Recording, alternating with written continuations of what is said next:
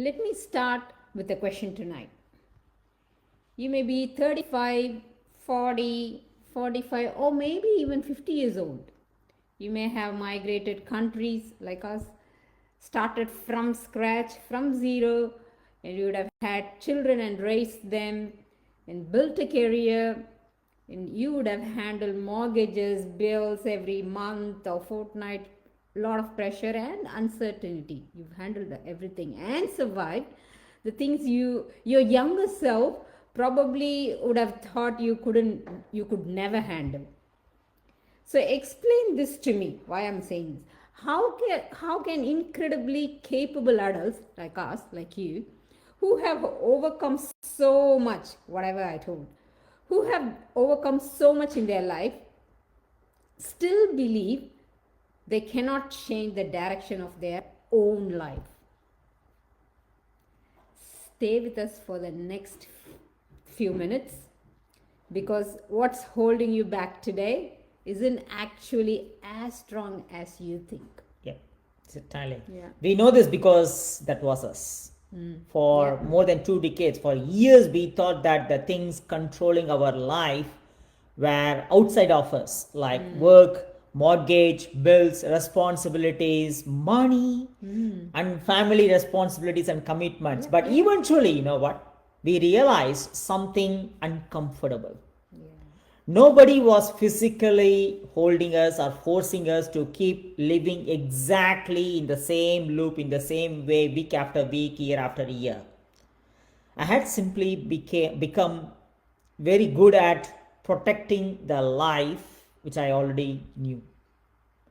And there is an old story about this.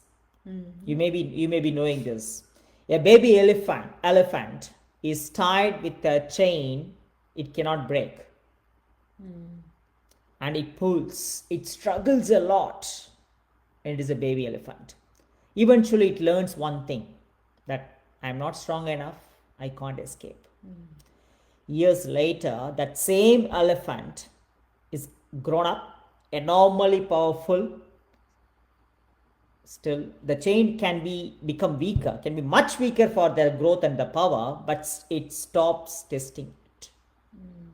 Not because it lacks strength, but because its past has already decided what it believed is possible, and it thinks that it is not strong enough. That metaphor stayed with me. Yeah, and this is where it becomes more than a story. We heard the story now about the personal growth. Because while we keep repeating the same pattern, our children are watching. Believe me. They're watching their mom rushing in the morning, the school things and stuff, and dad coming home exhausted and tired. And always they hear, I'm busy, not now, maybe we push this weekend, we cannot take leave. Very common.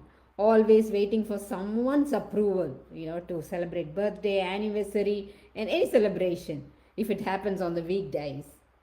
Always pushing all the events to the weekends, and always thinking about, we have bills to pay. And once things all settle down, this is very common, once things all settle down, none of those sentences makes us bad parents. Trust me, we've also said similar versions of them too. We were responsible parents trying to provide every time. But children don't only learn from what we tell them. You all know by now. They also learn from what life repeatedly shows them, what they see. What they see from their parents. Yeah. And there is a real science actually behind the importance of presence, the family presence, the parents' presence with their kids.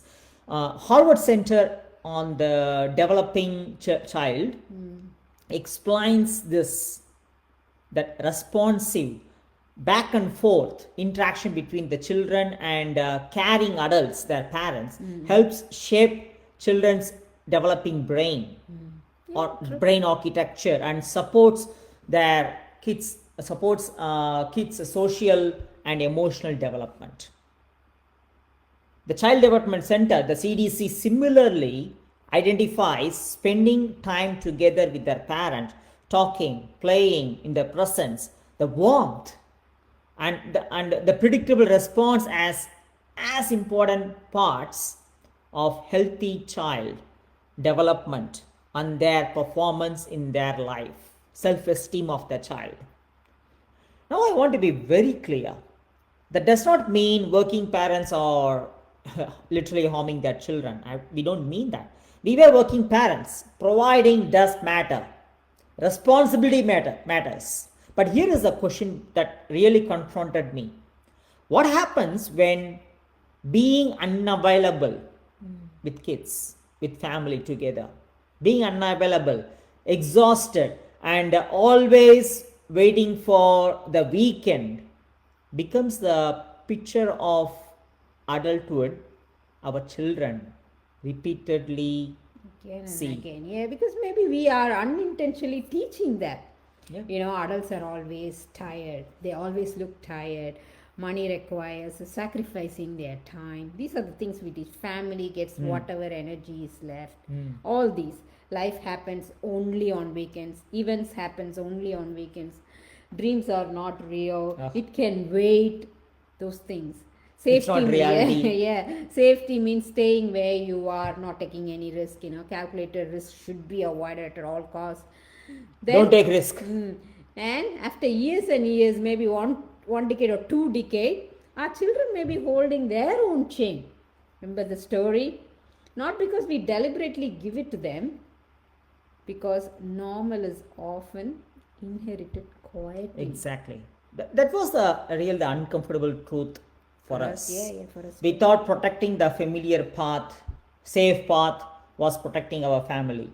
But eventually we had to ask whether permanently protecting that path was also costing our family something, the presence, the lifetime cost. So we did not recklessly quit everything. Whereas we did not, and also we did not abandon the commitments, abandon the responsibility. Whereas we started learning. We questioned what we believed about work, responsibility, commitments, income, safety, stability, security. And then we started taking calculated risk. We took calculated risk 5 years before. And most importantly, we started building a different income structure alongside our responsibilities. A legitimate business, systems, automation, leverage, something that could gradually becomes less dependent on us, less dependent on continuously we selling our hours, our time. The business was never the destination. It was just a vehicle, that's it. And the destination was actually really very ordinary for us. Having breakfast together, Yeah. being there during the week, not only weekends. Every day. Yeah. And traveling together, being present while our children are growing. Still the children, growing yeah. stage, a growing stage, young children. And choosing. Not when they grow up. Grown up, yeah. Choosing meaningful work, having more say over our own calendar, what's coming up next Owning month, the next time. week, yeah. Not waiting until some sudden retirement age appears. Until then, you go. Not like that. To wait finally for start living. Yeah. Yeah. Exactly. So Yeah. that's why, like tonight, don't ask yourself, can I quit my job? That's a wrong question, actually. Rather ask, which belief that I was holding on to about my life have I stopped testing? Maybe your circumstances are genuinely difficult.